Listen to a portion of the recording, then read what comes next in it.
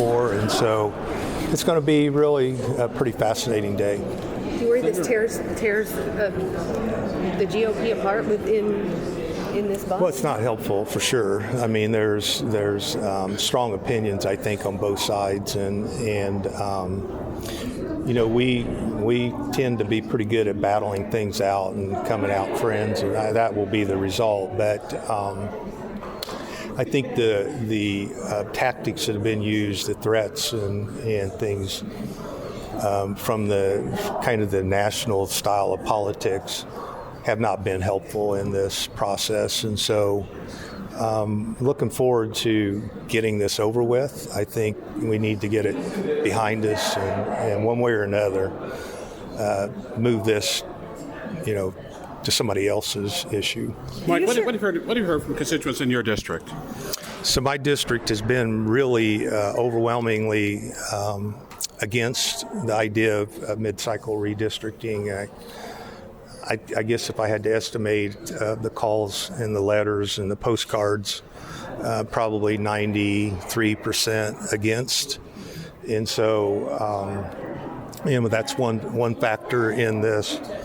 The other thing from my perspective is when you get kind of bullied and threatened, if that tactic works, then you can expect to deal with that for the rest of your political career. And so I'm a kind of guy that if you start pushing on me, you're going to get a reaction.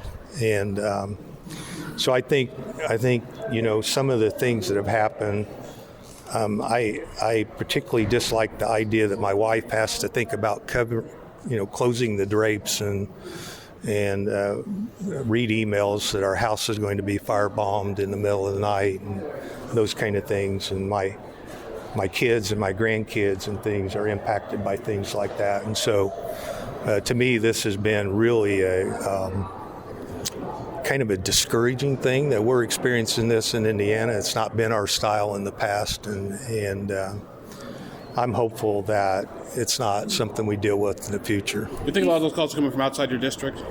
I think the calls are very similar to the tactics that are being used in Congress and in other states, and in my conversations with the state police, they think maybe it's the same group that's involved in most of these calls, and the emails are very similar. And so, you know, I haven't had pipe bombs, I've had fire bombs, I've had, like I said earlier, opposition research type calls made to folks in my county courthouse and law enforcement in my community to see if I'm a bad guy and they can find any dirt kind of thing. I'm not up for election next year, and so the message to me is get with the program, or we're going to primary and get somebody to run against you in 28. And so, you know, it's just a bad environment, and a lot of folks are going to be in the mode where they're going to have to decide where they even want to play in this world anymore, right? You're going to see retirements. You're going to see folks that are really just pretty sick of this whole thing. And so, do you want to play in this environment anymore? I'm not sure. Honestly, I'm not sure. In your political career, have you seen anything like this or experienced anything to this degree? 14 years this is my 14th session, and so, I mean, I think some of this happened during Right to Work. I talked to some of the other legislators, and there were threats made and things. They weren't necessarily to kill people like some of the threats are now. And so I was a law enforcement officer for 30 years. I don't freak out like some of the folks who haven't been through some of that. And honestly, I'm well trained to take care of myself, but I'm not always around my family, and that's concerning. Do you share Senator Bray's concern that perhaps if these maps pass, it could inadvertently create a 6-3 split in Indiana? Well, just look what's happening in other states. Look at Georgia, which created maps that are supposed to advantage Republicans, and they just lost a safe Republican seat, I think, last night. And so I think when you look at kind of the trend nationally, you'll see that what were 20 plus spreads in the past are now dwindling down to 9 or 10 point spreads. And so I really do think that when you split up congressional districts without kind of a lot of thought in how that works, that you can create real issues downstream. And so I'm probably one of the least political guys in this building. I like working on policy and happen to be pretty successful in passing bills through the process. But, the political pundits, I think, are all kind of saying that we're seeing a shift happening across the country. And I don't know what all that means in long term, but I think that you can make some changes like we're talking about and end up with a result that you didn't expect at all. Do you think this is going to impact the 2026 election statewide? Because you've got Diego Morales, Bo Bai at the top of the ticket. There's no presidential race, no U.S. Senate race, no governor's race, and Democrats seem really, really energized, enthusiastic so far. Do you think this could have repercussions statewide next year? I can't predict what turnout is. I mean, you can have a day where it's really rainy or something and people decide they're going to stay home and not vote. And so,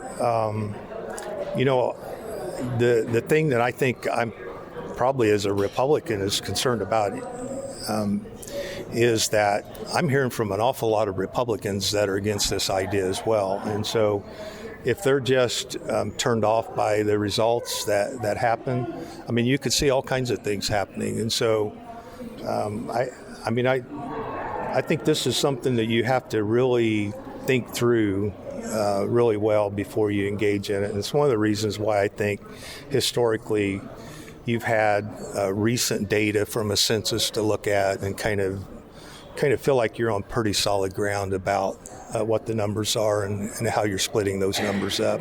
As you look back over the past 5 months, how this entire conversation has evolved, what's kind of your biggest takeaway from just everything that's gone on with this whole redistricting debate? Well, I think I can't speak for what happened in the House, but I think on the Senate side, we have tried to be really thoughtful about the way we've interacted with each other and really respecting the fact that there are differences of opinion as what the best path forward is. We tried to be respectful for that. I mentioned I'm the whip, and so typically on a bill that we're thinking about, I would be calling everybody, trying to see where they're at. We haven't been doing that at all. I think we're trying to let people come to their own conclusion and respect their vote, whichever way it goes. And at the end of the day in this building, you either have 26 votes or you don't. And, sometimes you're on the winning side and sometimes you're not. So the best part about this is you move on to the next issue and try to work together to get a good result. So, Are you worried about Senator Buck have not been here the last several days? Do you expect them to be here tomorrow? And if not, will that change the vote in your mind? Yeah, I do expect Alexander and Buck to be here at least. I think Mishler's trying to get here. I don't know that it changes the vote necessarily because, I don't know exactly which side of the issue any of those folks are. You could have one for and one against, and it cancels each other out. And so the requirement, the less people are here, the more difficult to get to the 26 vote constitutional requirement. And so I think we're hopeful that everybody will be here at least to weigh in on what their position is. I think the public kind of deserves to know where we're at, and so they can kind of form their own conclusions about the votes after that. Are you worried about the threats I think are still ongoing about the White House making financial retribution against the state? Is that still being talked about? I haven't heard those threats personally. My opinion is that the spread on votes are so thin in Congress that if our federal delegation won't band together and say leave Indiana alone, then they're not doing their jobs. And so I think that they have the ability to say, if you're going to hurt Indiana, then we're not passing anything out of the House of Representatives until you stop that. That's what I think should happen. Do you have any concerns that these maps could potentially backfire on the Republican Party and make some of them more purple? So I think it's really kind of hard to predict where people are at and how they'll vote.